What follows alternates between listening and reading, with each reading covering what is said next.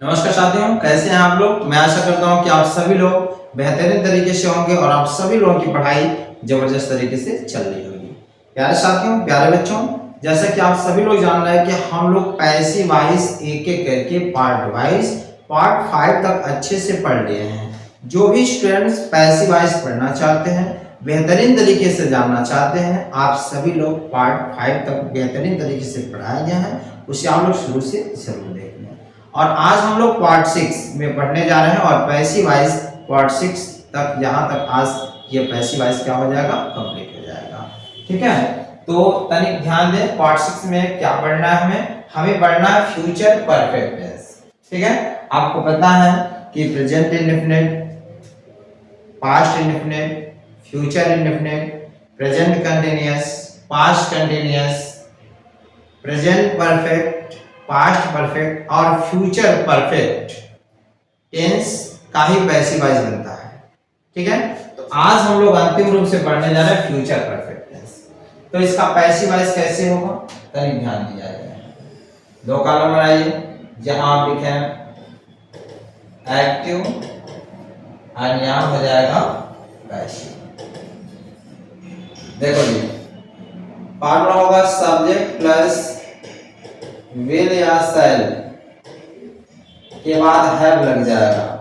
Will या शैल के बाद हैव लगेगा, उसके बाद प्लस वर्ब का थर्ड फॉर्म प्लस ऑब्जेक्ट हो जाएगा। पैसिव वॉइस का फॉर्मूला ऑब्जेक्ट का सब्जेक्ट प्लस विल या शैल के बाद हैव, और हैव के बाद बाबू हम जोड़ देंगे been, B double E N. ठीक है, उसके बाद वर्ब का थर्ड फॉर्म, फिर बाई, फिर सब्जेक्ट का ऑब्जेक्ट। यही जो है क्या होता है, इसका नियम होता है।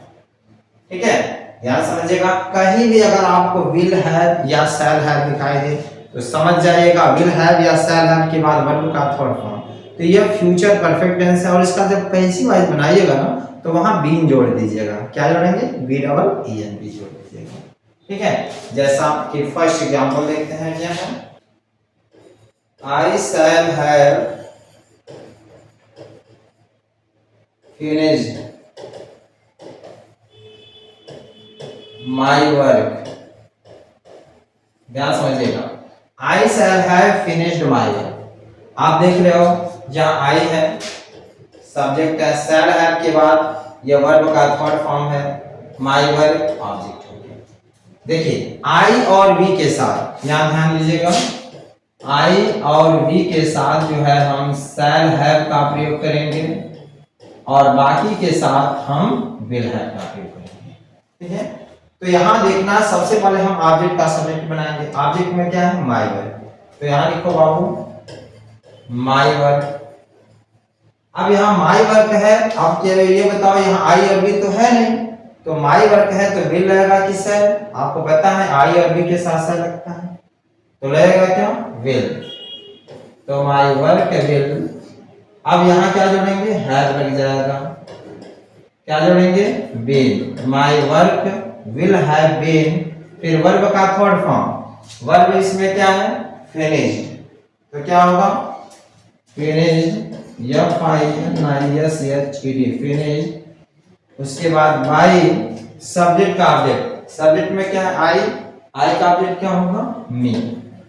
समझ में आया, my work will have been finished by me. अगर ये आपको फार्मूला तैयार है तो आप फ्यूचर परफेक्ट टेंस में कहीं किसी भी प्रकार की कोई दिक्कत नहीं करेंगे। ठीक है, सेकंड देखते हैं। सेकंड क्या है जी,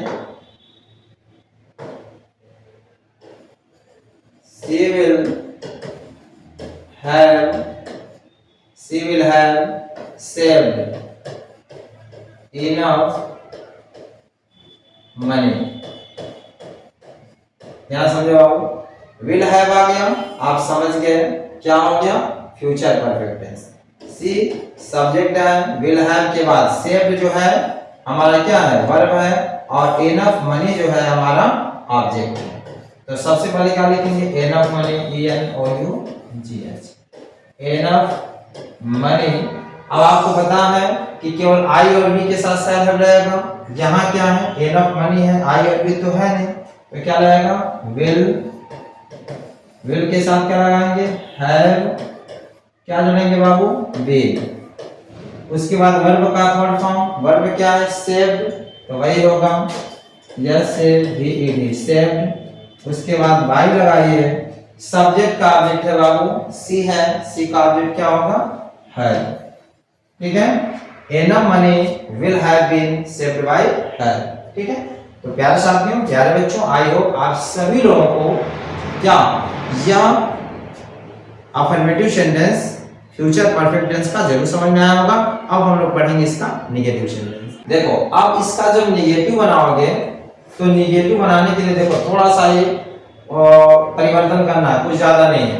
जहां विल या शैल है ना, याद ध्यान समझो, विल या शैल के बाद यहीं पर क्या लग जाएगा, नॉट लग जाएगा। ध्यान समझो, अगर आप इसका निगेटिव बना रहे हो NEGATIV, अगर निगेटिव है मतलब नॉट का प्रयोग हुआ हो, जैसे सब्जेक्ट विल या शैल के बाद नॉट लगा हो, तो वहां भी आपको क्या करना है कि विल या शैल के बाद क्या लगा देना है, नॉट लगा देना, और कुछ करना ही नहीं। ठीक है जी, जैसे मान लो यही आ गया आई शैल नॉट आ गया, आई शैल नॉट, इसी क्वेश्चन में देखो I shall not have finished my work है, तो जब इसका पैसिव वाइज बनाओगे तो हो जाएगा माय वर्क विल, अब विल के बाद क्या लगेगा, विल या शैल के बाद नॉट है, तो यहाँ क्या लगा देंगे, नॉट हो जाएगा। बोलो, वही होगा, my work will not have been finished my, बस अगर नॉट है तो विल या शैल के बाद नॉट लगा देंगे। उसी प्रकार यहाँ देखो सी विल, विल के बाद क्या आ गया, नॉट अगर आ गया, ठीक है, तो यहाँ पे क्या हो जाएगा, एनम मनी विल, विल के बाद क्या लगा देना है, नॉट लगा देना है, तो ये हमारा क्या हो जाएगा, निगेटिव हो जाएगा। ठीक है, एक एग्जांपल और देख लेते हैं और तीसरा देख लेते हैं। देखिए, थर्ड है he will not have received